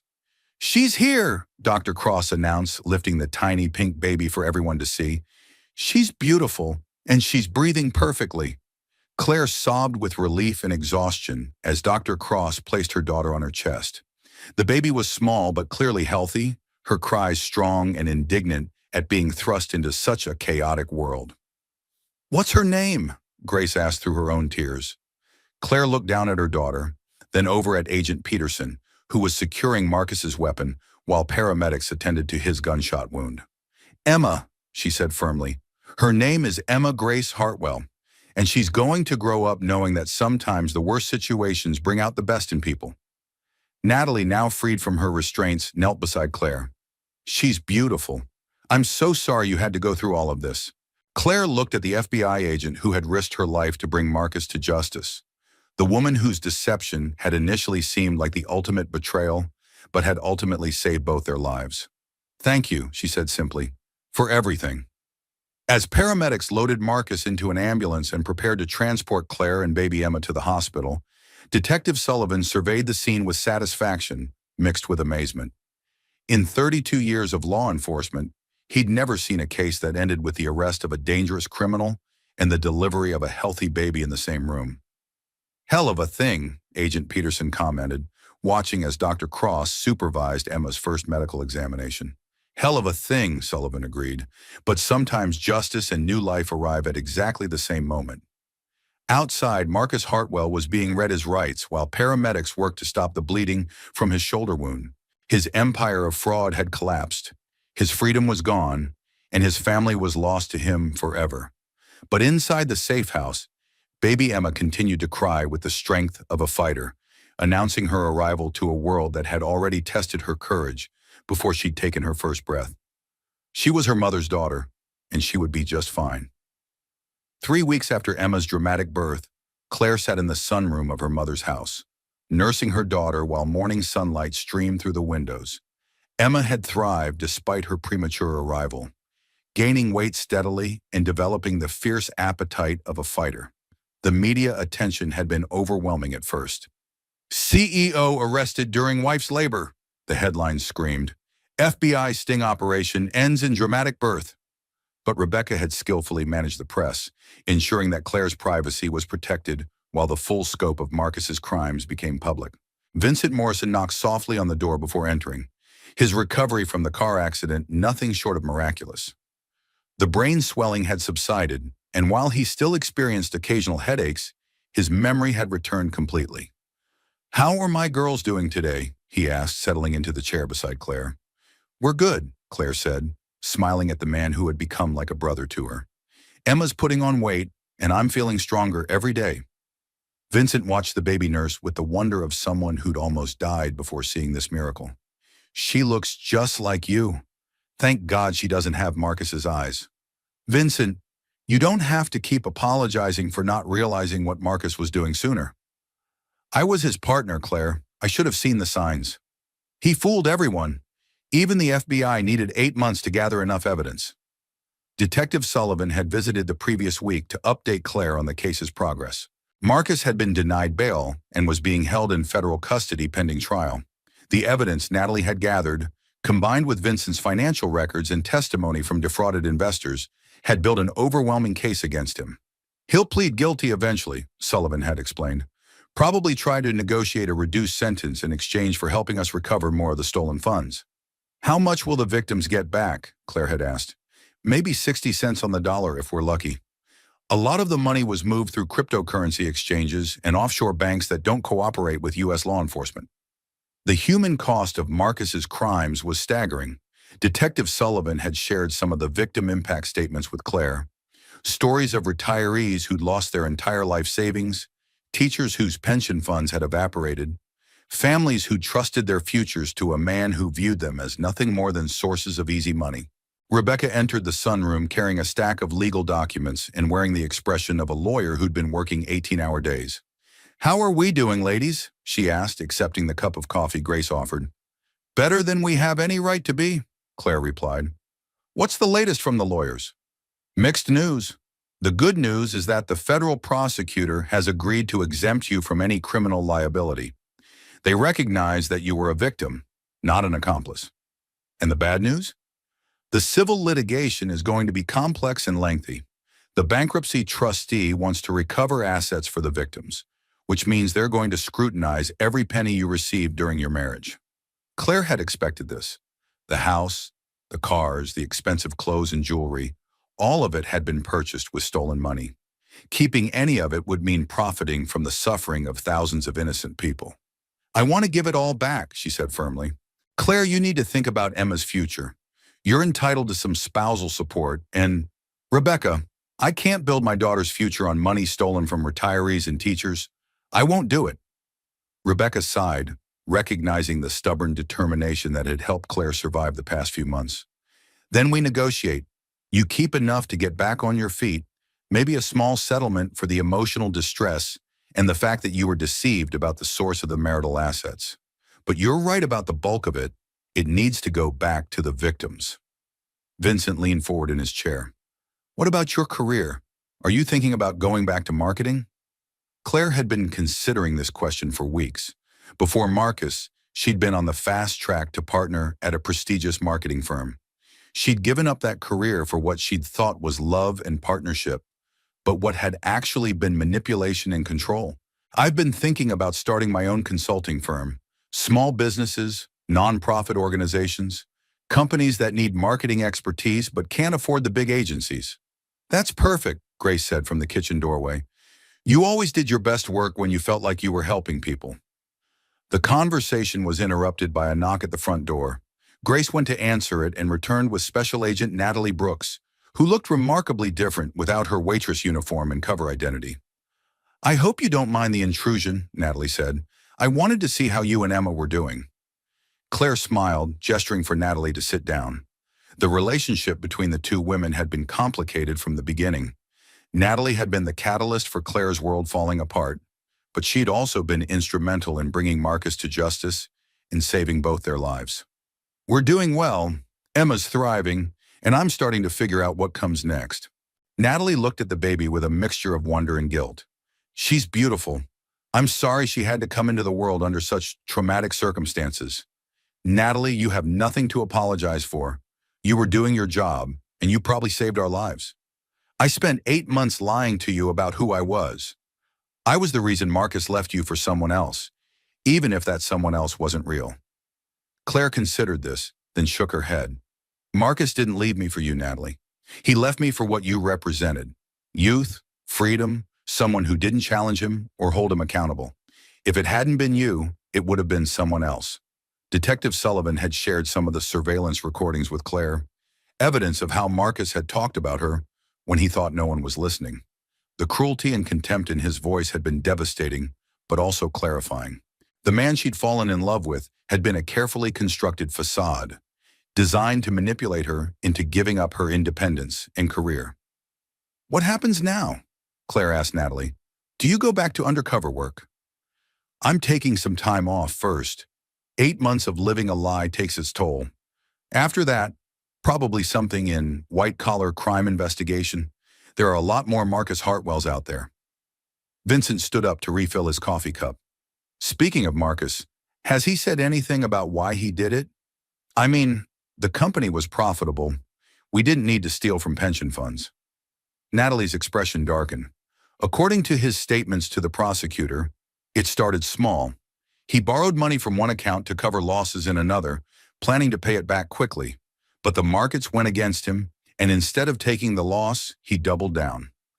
Every bad decision required a bigger lie to cover it up, until the whole thing became a massive Ponzi scheme. "Ah, non?" "Classic narcissistic behavior," Rebecca added. "He couldn't admit to making mistakes, so he kept making bigger ones to avoid facing consequences. And when the consequences finally caught up with him, he decided that murder was easier than accountability," Claire said, her voice hardening. Emma finished nursing and began to fuss slightly. Claire lifted her to her shoulder, patting her back gently until the baby settled with a small burp. "She's got good timing," Grace observed. "Even as a newborn, she knows when the conversation gets too heavy." The group fell into comfortable silence, watching the tiny baby who had been born into chaos but was now surrounded by love and protection. Emma represented hope and new beginnings, proof that even the worst situations could give birth to something beautiful. Dr. Cross arrived for Emma's afternoon checkup, full of praise for the baby's development and Claire's recovery. "She's gaining weight perfectly and her reflexes are strong. I think we can safely say she's thriving despite her dramatic entrance into the world." "What about long-term effects from being premature?" Claire asked.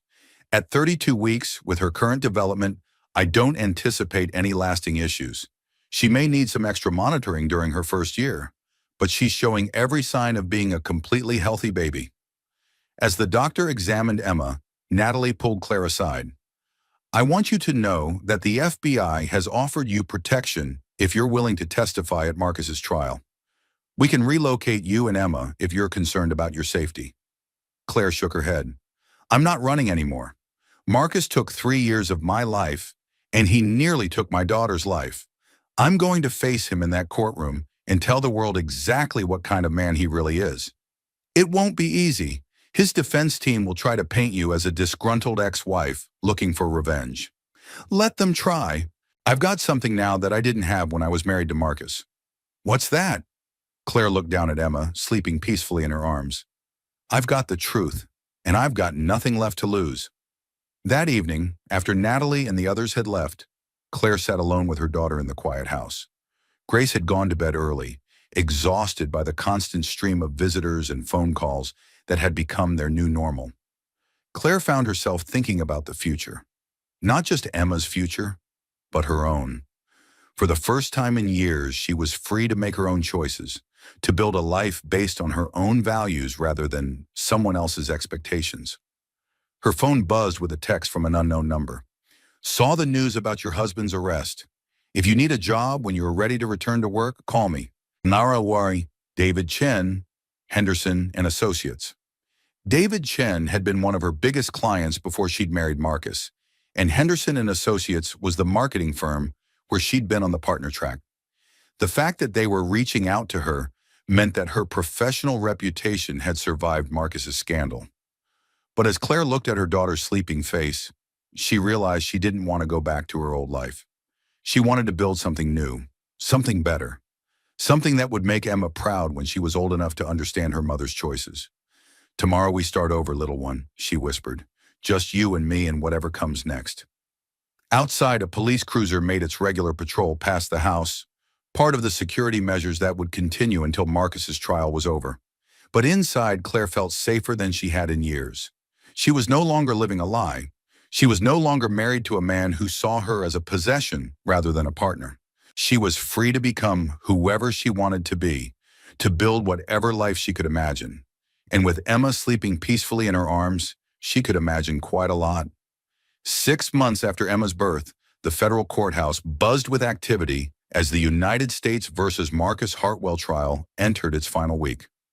Claire sat in the witness gallery, Emma sleeping in her car seat beside her, watching as FBI agent Natalie Brooks concluded her testimony about the undercover operation that had brought Marcus's crimes to light.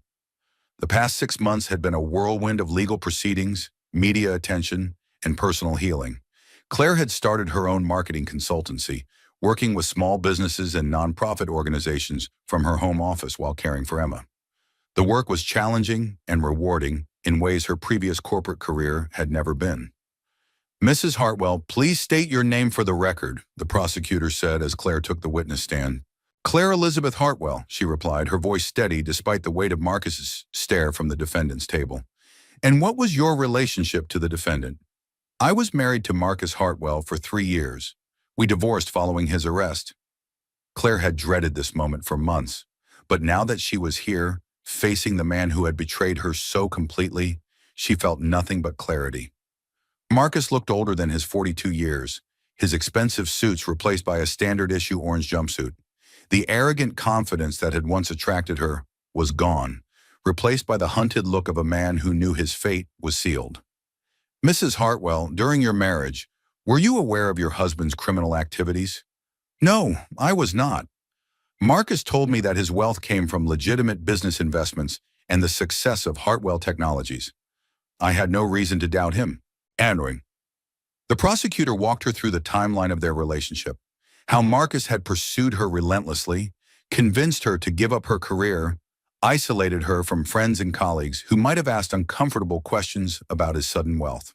"In your opinion, Mrs. Hartwell, why did the defendant want you to abandon your marketing career?" Claire had thought about this question extensively during her therapy sessions. Dr. Sarah Wellington, the trauma counselor Rebecca had recommended, had helped her understand the psychology of financial abuse and control. "I think Marcus needed me to be completely dependent on him financially and emotionally. My career represented independence and my own source of income. As long as I had that, I couldn't be completely controlled." "And when you became pregnant?" Claire's hand moved instinctively to her stomach, remembering those hopeful early months when she'd believed they were building a family together. "He seemed happy at first, but I noticed he became more distant as my pregnancy progressed. Now I understand that he was already planning his escape and saw the baby as another complication to manage." Marcus's defense attorney objected to several of Claire's answers, trying to paint her as a bitter ex-wife seeking revenge through false testimony. But the evidence against Marcus was overwhelming. Bank records, recorded conversations, testimony from dozens of victims whose retirement funds he had stolen. Vincent Morrison testified about discovering the offshore accounts and confronting Marcus about the missing money. The attempted murder charge related to Vincent's car accident added years to Marcus's potential sentence and demonstrated the lengths he was willing to go to protect his secrets.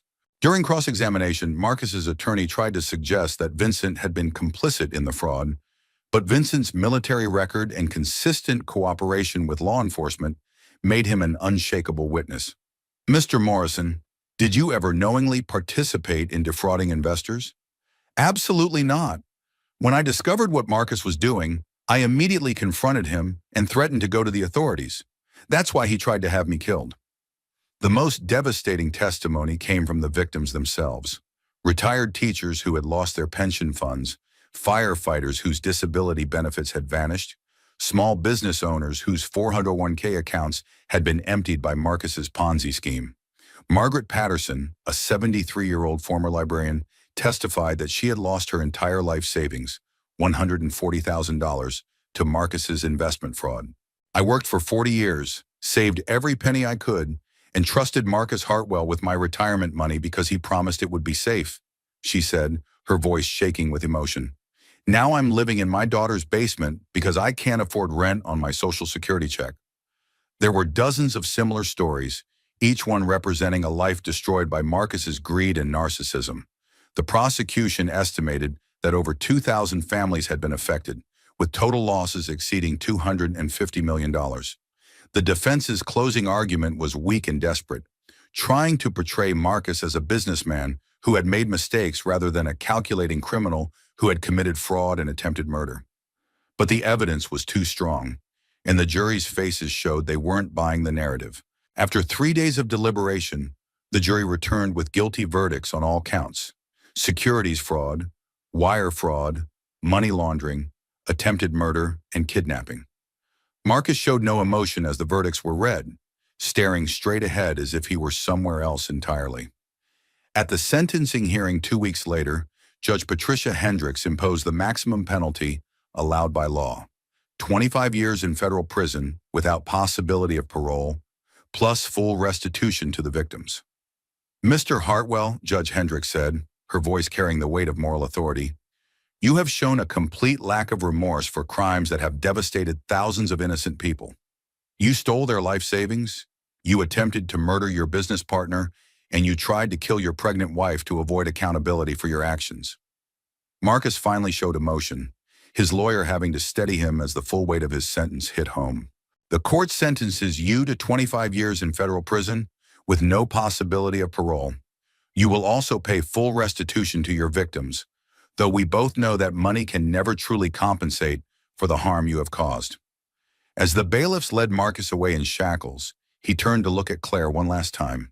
She met his gaze steadily, holding Emma in her arms, and saw something she had never seen before in his eyes: genuine regret. Not for his crimes, but for what he was losing: his daughter who would grow up without knowing her father, and the life he had thrown away through his own choices. After the sentencing, Claire found herself outside the courthouse with Natalie, both women feeling drained but vindicated by the outcome. "How are you feeling?" Natalie asked.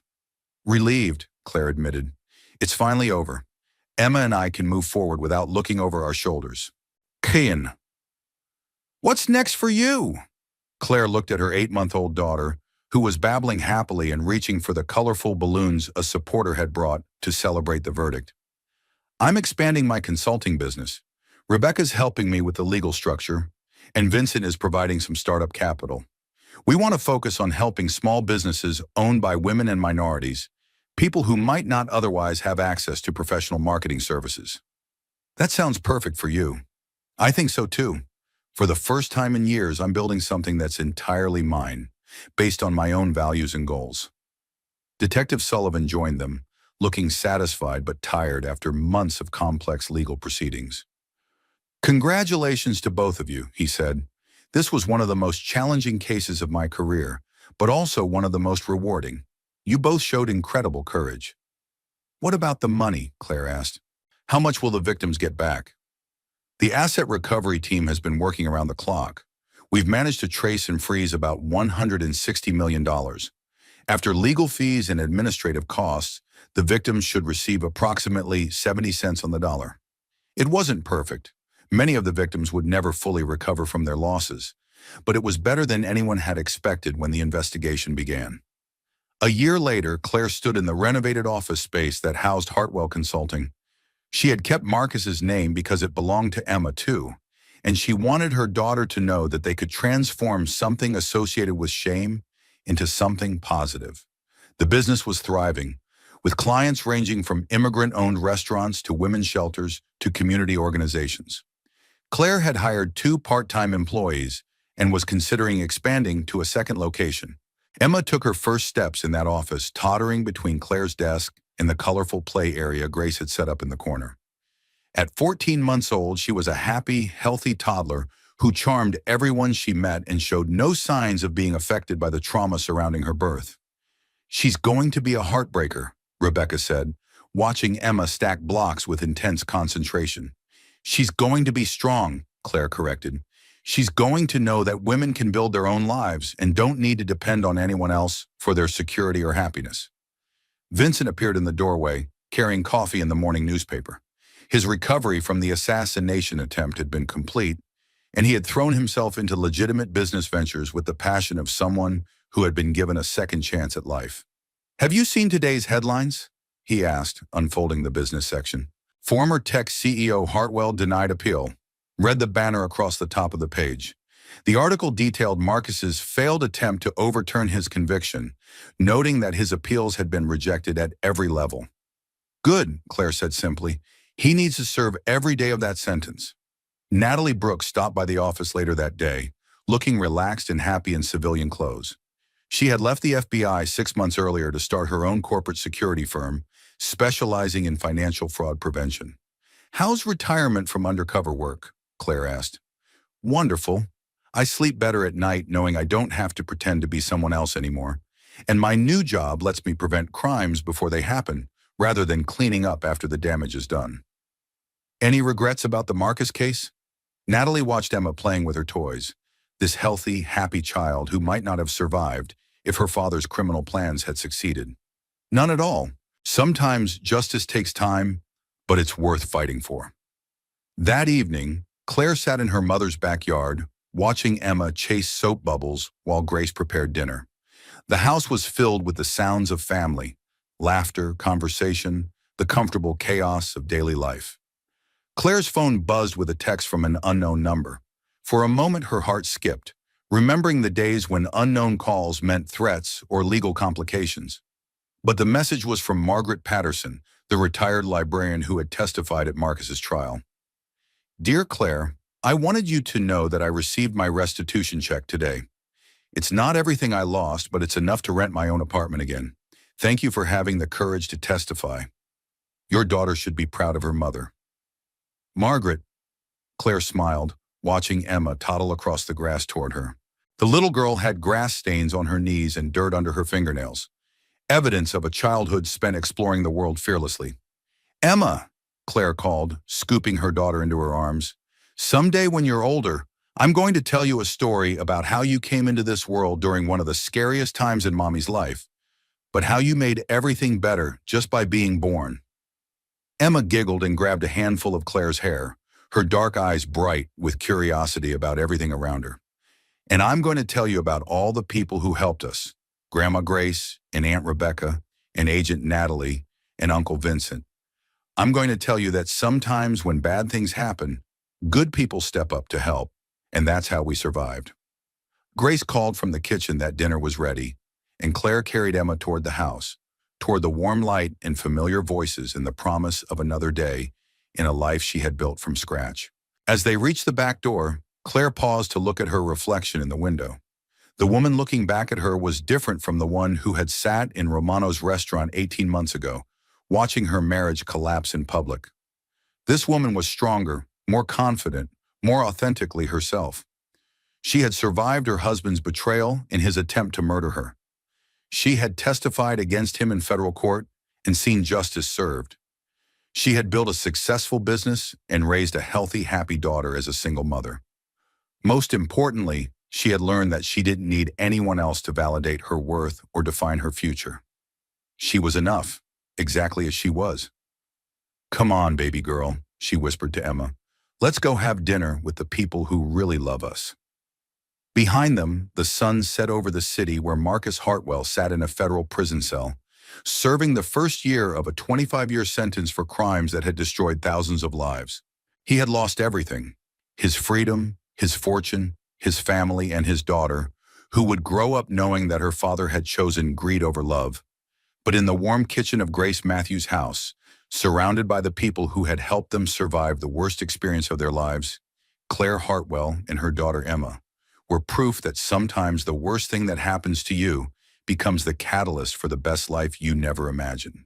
And as Emma took her first bite of solid food, reaching eagerly for everything within her grasp, Claire knew that her daughter would grow up understanding that strength comes not from what you have, but from what you survive and what you build in the aftermath. The future stretched out before them, full of possibilities that Marcus's crimes could never touch. They were free, they were safe, and they were finally truly home. And that's how Claire Hartwell transformed the worst betrayal of her life into the foundation for her strongest, most authentic self. Sometimes the person who breaks you is actually freeing you to become who you were always meant to be. If this story moved you, inspired you, or just completely shocked you like it did me, I'd love to hear your thoughts in the comments below. Have you ever experienced a situation where what seemed like the worst thing turned out to be exactly what you needed? Share your story. This community loves supporting each other through life's unexpected plot twists. And if you enjoyed this deep dive into Claire's incredible journey, you know what would mean the world to me. Hit that like button to let me know this type of storytelling resonates with you. It genuinely helps me understand what stories you want to hear more of. Don't forget to subscribe and ring that notification bell, because I've got more unbelievable true stories coming your way. Stories of women who faced impossible odds and came out stronger on the other side. Trust me, you won't want to miss what's coming next. Until then, remember Claire's lesson. You are stronger than your worst day, braver than your biggest fear, and capable of building a life more beautiful than you ever imagined. I'll see you in the next story.